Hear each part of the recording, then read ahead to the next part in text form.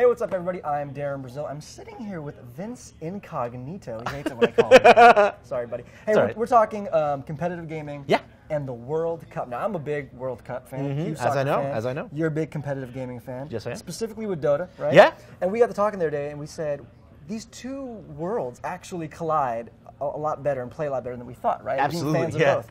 And so the one thing we found was that, you know, in the world of soccer, at least in America, it's a mainstream sport that isn't really as respected as maybe baseball or basketball or football. It doesn't get the same attention.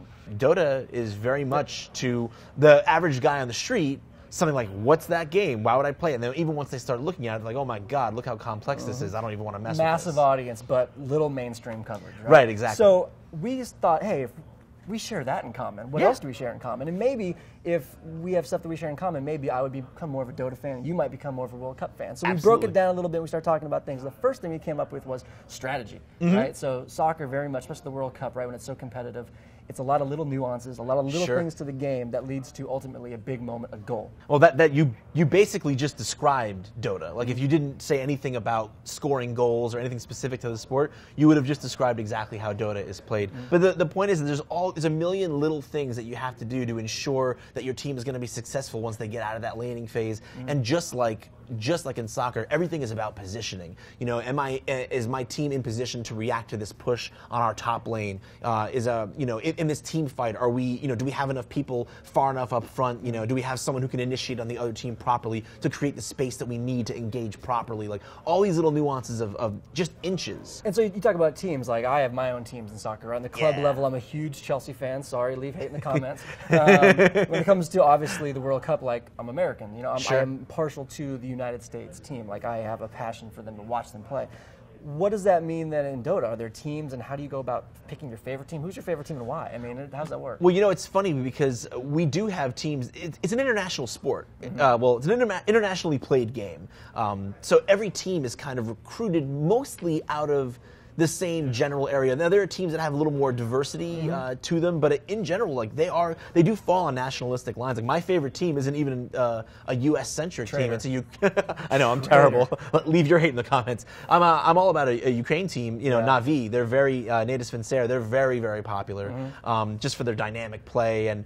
But yeah, you absolutely do. Like countries get behind. Like you see people waving flags. I was watching D2L this weekend, which is a big tournament that's going on right now. And people, when one team would win, they USA in the stream chat. So it's very nationalistic. So people do form those kind of connections with their teams in Dota. You can sit there and watch the game. I can sit there and watch a soccer match. Get super into it. I'm like, I just got to go out and play now. Like I get that urge, right? Just to kick the ball around, play a little footy, and like I can go do that. All I need is a ball and a couple mates. Right, soccer's great. Soccer's great that way, right? Yeah, I mean, I'm not as good, obviously, and I fail as miserably unlike what I see, but I'm able to do that. And with Dota, you can do the same kind of thing, right? You could watch someone play competitively and almost emulate that on your own level. Yeah, that's the amazing thing about it is that all you need to do what they're doing is a computer that hits the minimum system requirements, and the game is totally free. You don't need you don't need a maxed out machine to play Dota.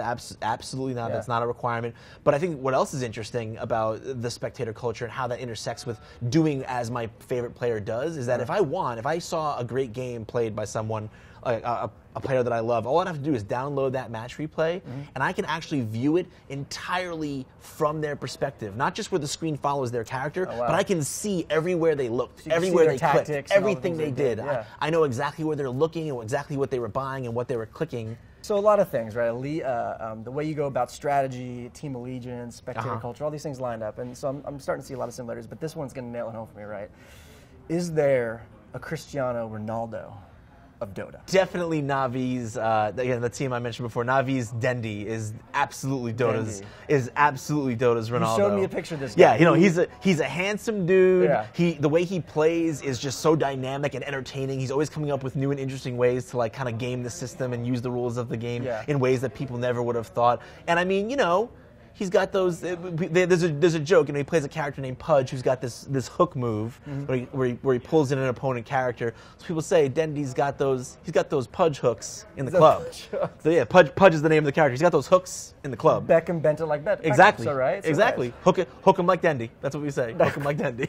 Hey, so if you have a favorite soccer player, leave in the comments. You got a favorite Dota player, leave in the comments. We'd be interested to know. Hey, this is cool, man. I think it's really awesome when you could see things that parallel between games and sports and other things and just brings you together. It really gives you, because I would never, ever watch a competitive sporting event, ever. Right. But when we talked about it, you get me excited for it. And I hope the same applies to soccer, too. No, you know? absolutely. I hope this Sunday you're sitting with me watching soccer. No, and maybe next Sunday I'll come to your place and watch Dota. It's going to happen, bro. And like to me, the thing that's got to end is like it's not nerds versus jocks. Yeah. In the 21st century, we're all the same, man. All the same. So come on over, have a beer. Peace and love. Come on. Yeah. Hey, so if you like the World Cup, maybe give Dota a shot. If you like Dota, give the World Cup a shot. Thanks for watching, and Vince, thanks so much for your time. My pleasure. For more World Cup, we have our predictions up on our site at IGN.com. And for more Dota, obviously keep it locked to IGN.com.